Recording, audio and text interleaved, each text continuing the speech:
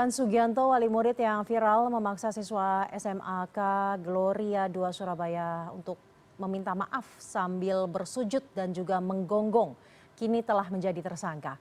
Pria asal Surabaya ini ditangkap polisi di Bandara Juanda setelah terbang dari Jakarta.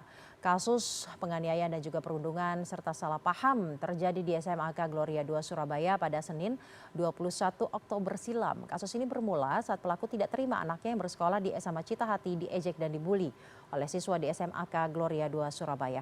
Dan kita akan mendiskusikannya lebih dalam bersama dengan kuasa hukum korban perundungan Rayvon Kristabella dan juga psikolog Cindy Adianti Tupan. Dan yang saat ini sudah bergabung bersama kami di Prime News adalah psikolog anak Cindy Tupan. Selamat malam Ibu Cindy.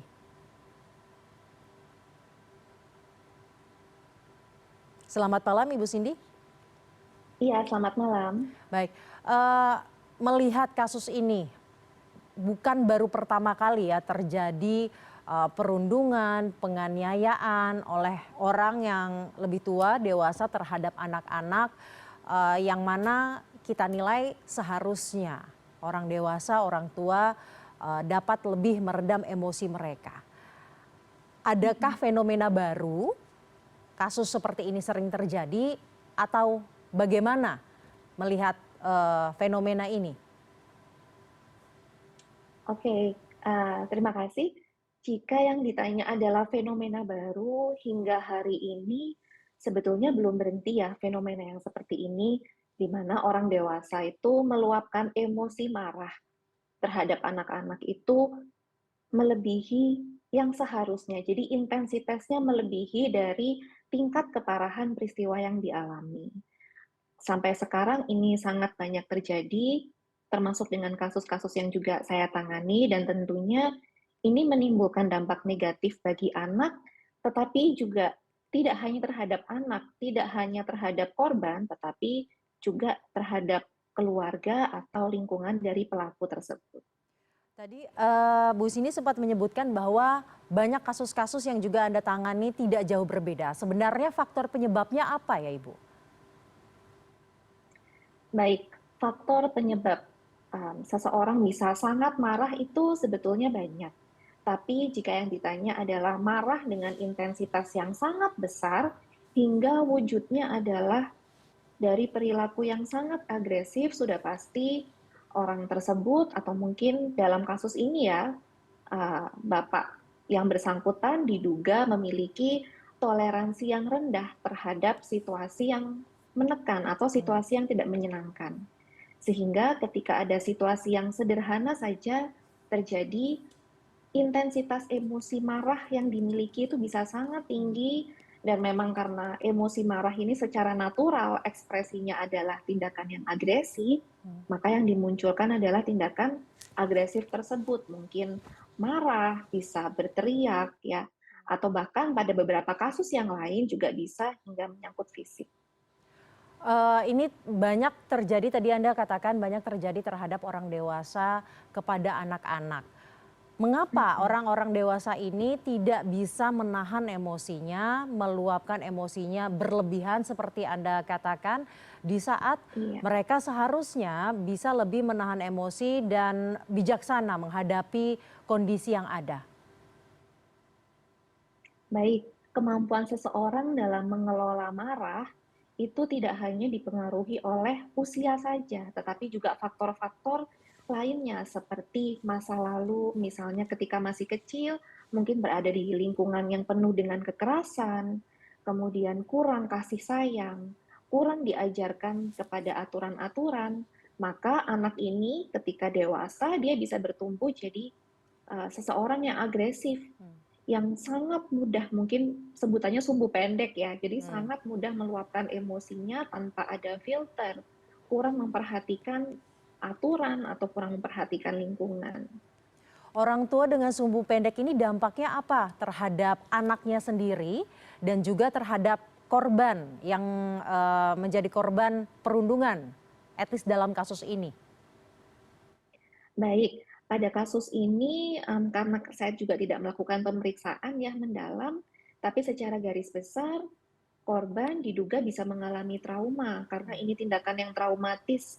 Tidak hanya tindakannya saja, tetapi juga exposure-nya cukup besar di media Hmm. sosial. Dan kita semua tahu ya bahwa apa yang sudah ada di internet itu tidak akan bisa dihapus, akan selamanya ada di sana. Dan ini bisa menjadi sumber trauma bagi anak. Apakah terdapat juga dampak psikologis mental terhadap anak dari pelaku dengan orang tuanya memiliki sumbu pendek ini? Betul, jika ada orang tua dengan sumbu pendek yang mudah meluapkan marah, bahkan meluapkan marah di depan publik, hingga banyak sekali orang yang tahu, tentu ada dampaknya kepada keluarga pelaku ya, keluarga bapak yang bersangkutan. Tentu ada entah itu trauma atau mungkin ketakutan untuk bertemu dengan banyak orang, kemudian kecemasan akan penilaian dari orang lain. Bahkan pada titik yang ekstrim bisa jadi kelak ya, jika tidak ditangani dengan baik, bisa meniru, bisa melakukan kembali. Arogansinya jadi turun-menurun seperti itu ya Bu Cindy? Mungkin lebih tepat kalau bukan turun-menurun ya, Hmm, lebih ke anak akan belajar, oh begini toh caranya marah. hmm. Tetapi saya percaya jika secara psikologis ditangani dengan baik tentu tidak akan terjadi. Baik, bagaimana kemudian kita sebagai masyarakat jika ada orang dewasa yang sumbu pendek, bagaimana mengendalikannya? Karena kalau kita belajar dari kasus ini dilakukan di depan publik yang mana ada orang tua yang lainnya, ada juga guru-guru di sana. Apa yang sebenarnya bisa Mm-mm. dilakukan? Baik, yang dilakukan pertama kali adalah tentu menyelamatkan korban, karena pada kasus yang kita bahas sekarang, korban ini masih di bawah umur ya, butuh perlindungan lebih daripada pelaku, begitu. Jadi pertama, langsung menyelamatkan korban, membawa korban menjauh dari pelaku, menenangkan korban, yaitu yang paling urgent untuk dilakukan. Kemudian jika memang pada kasus-kasus nanti ya, kita harapkan tidak terjadi lagi, jika memang ada kasus yang serupa, maka orang yang punya wewenang di lingkungan tersebut bisa langsung bertindak tegas untuk Kemudian melerai, untuk menahan. Kemudian untuk keluarga atau kerabat yang memiliki teman dekat, ayah, ibu, ataupun saudara yang disinyalir sumbu pendek, apa yang bisa dilakukan oleh keluarga dan juga kerabat? Baik, yang bisa dilakukan pertama adalah ketika menghadapi itu jangan menuruti emosinya. Dalam arti ketika yang bersangkutan mungkin emosi meledak-ledak, maka kita jangan terbawa. Jadi dibiarkan saja. Itu yang pertama. Ketika yang bersangkutan sudah terlihat lebih tenang, baru diajak bicara. Karena ketika orang sedang marah, intensitas emosinya sangat tinggi, kemudian diajak bicara, ya nggak ketemu ya, yang satu pakai emosi, yang satu pakai logika, percuma.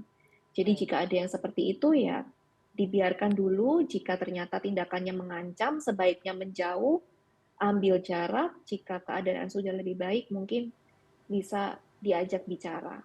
baik Jika dan ini berlangsung terus-menerus, baru mungkin dapat dianjurkan baik. untuk melakukan konsultasi ke psikolog. Baik, baik, terima kasih psikolog klinis Cindy Adianti Tupan telah bergabung malam hari ini bersama kami di CNN Indonesia Prime.